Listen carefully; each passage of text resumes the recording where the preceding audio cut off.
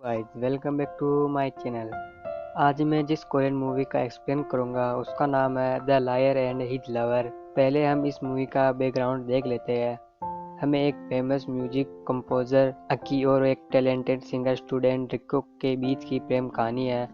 तो चलिए बिना देरी के मूवी स्टार्ट करते हैं। अक्की को पता चलता है कि उसकी गर्लफ्रेंड जास्मीन दूसरे लड़कों के साथ वक्त बिता रही है। जापान में वो एक फेमस सिंगर है। उसे अक्की के मैनेजर गाओ के साथ भी अफेयर है। जब अक्की हाई स्कूल में था तब गाओ ने अक्की के बैंड का साइन किया था। तब से अक्की का बैंड जापान में फेमस हो गया है। गाओ एक बिजनेसमैन है। उसे जस्ट अक्की के टैलेंट से ही मतलब है, लेकिन गाओ उनसे कहता है अक्की के लिखे सॉन्ग्स को गाओ और बैंड एक प्रोफेशनल टीम को देता है। अक्की गाने गा नहीं पाता है। वो एक फेक परफॉर्मेंस करता है। अक्की को यह सब पसंद नहीं है। वो अकेले ही अपने दोस्तों के साथ गाना पसंद करता है। उसे मनी मेकिंग मशीन नहीं बनना था। अक्की एक डिसीजन लेकर बैंड को सीन को हैंड ओवर करता है। अक्की गाने लिखने में कॉन्सेंट्रेट करता है। सबको लगता है कि अक्की के गली मिसबिहेवियर की वजह से उसे बैंड से हटा दिया गया है और सीन को चुना है। जास्मिन के सभी सॉन्ग्स अक्की ने ही लिखे थे, फिर भी जास्मिन ने अक्की को धोखा दिया था। यह सब अक्की से सहन नहीं हुआ था तो वो जास्मिन से ब्रेकअप कर लेता है। ब्रेकअप के बाद अक्की अकेला ही ब्रिज के पास खड़ा होकर गाने गा रहा था। उस गाने को कुछ दूर पर रिकू सुनती है और अक्की की आवाज़ से वह बहुत इम्प्रेस हो जाती है। अब वह अक्की के पास आ जाती है। अक्की रिकू को देखता है और रिकू से बात करना चाहता है। उसे अपने दर्द को किसी से शेयर करना था। वो रिकू से पूछता है तुम्हें लव एंड फर्स्ट साइट में इंटरेस्ट है। यह सुनकर रिकू को शौक होता है। उसकी एक्सप्लेनेशन को देखकर अक्की सॉरी कहकर वहाँ से जाने लगता है। तब रिकू उसे रोकती है और कहती है मैं ट्रस्ट करती हूँ क्योंकि मैं अभी लव एंड फर्स्ट साइट हुआ है। रिकू एक्सप्लेन करके कहती है मैं तुम्हारी सिंगिंग से बहुत इम्प्रेस्ड हूँ। तुम्हारा नाम क्या है?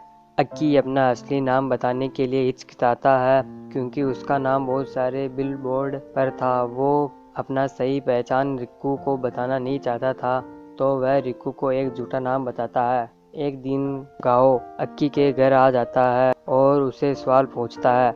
उसने अक्की और बैंड के सिंगर सुन की बातें सुनी थी। उसे अक्की और रिकू के बारे में भी पता चलता है। अब वो अक्की को रिकू से दूर रहने को कहता है। इससे अक्की कहता है मैंने उसे अपनी रियल आइडेंटिटी को नहीं बताया है। फ्यूचर में मैं कभी भी नहीं बताऊंगा। अक्की चाहता है कि कोई उसे सच्चा प्यार करे लेकिन उसकी प्रो आइडेंटिटी से नहीं। लेकिन अक्की को रिको पर कोई भी फीलिंग नहीं थी। फिर भी वो रिको से मिलता है। उसे पता चलता है कि रिको फ्रेंड की बिग फैन है और वो अक्की को बहुत एडमायर करती है। रिको को अक्की के साथ में देखकर उसके दोस्त पूछते हैं ये यहाँ पर क्या कर रहा है? रिको कहती है बस ऐसे ही। रिको के दोस्त अक्की पर हंसने लगते हैं। रिको उन्हें धक्का देकर अक्की का हाथ पकड़कर भागने लगती है।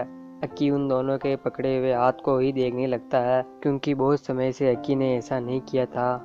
तब रिको कहती है जो गाना तुमने कल गाया था वो मुझे बहुत पसंद आया। यह सुनकर अक्की इमोशनल होता है। तब रिको गाने लगती है लेकिन अक्की उसको गाने से रोकता है।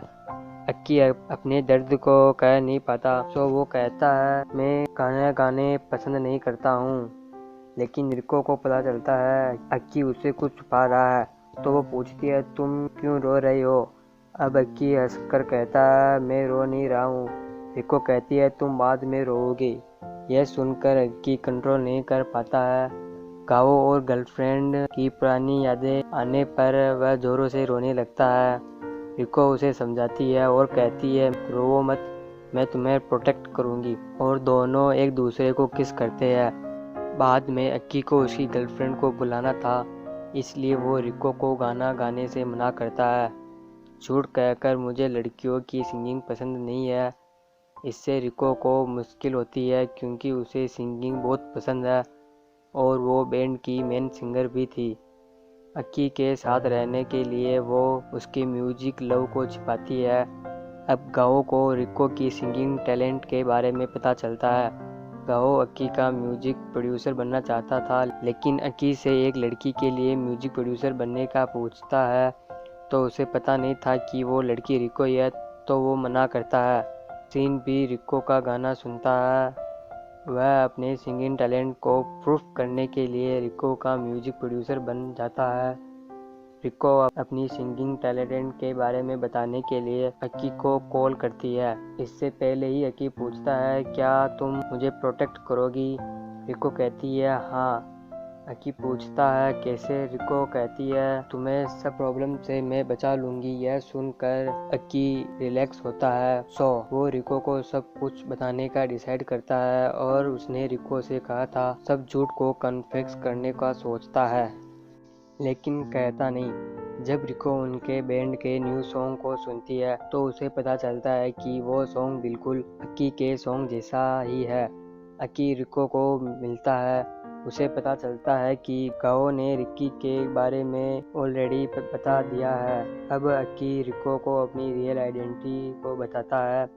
रिको उसे ब्लेम नहीं करती। बाद में अक्की रिको को घर छोड़ने जाता है। रिको की कंपनी से अक्की को बहुत कंफर्टेबल फील होता है और उसे इंस्पायर भी करता है।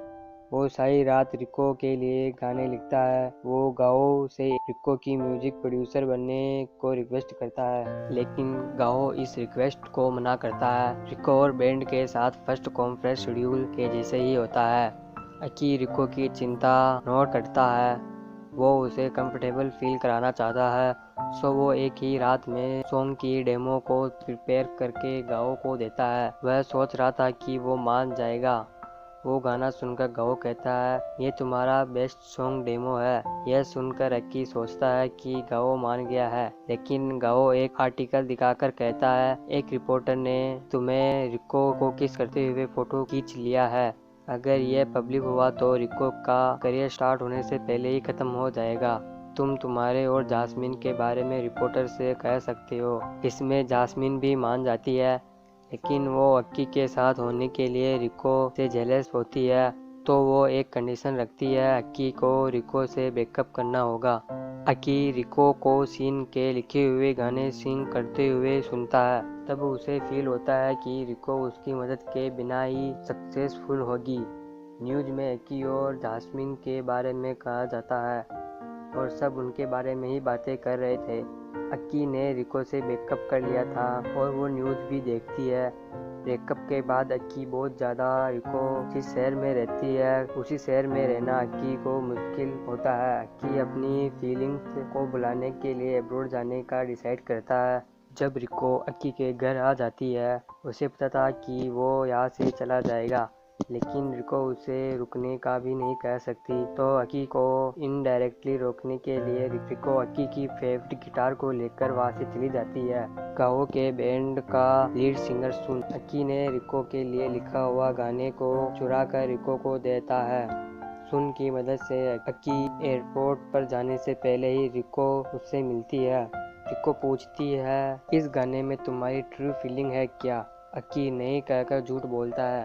फिर रिको को पता चलता है वो अक्की ने लिखे हुए गाने को गाते हैं। बाद में अक्की चला जाता है। रिको अपोजिट डायरेक्शन में जाती है। उसे पता है कि अब सब कुछ खत्म हो गया है, अब से वो दोनों कभी भी मिल सकने का चांस नहीं है। यह सोचकर वो बहुत रोने लगती है। तभी उसे अक्की की आवाज़ सुनाई देती है।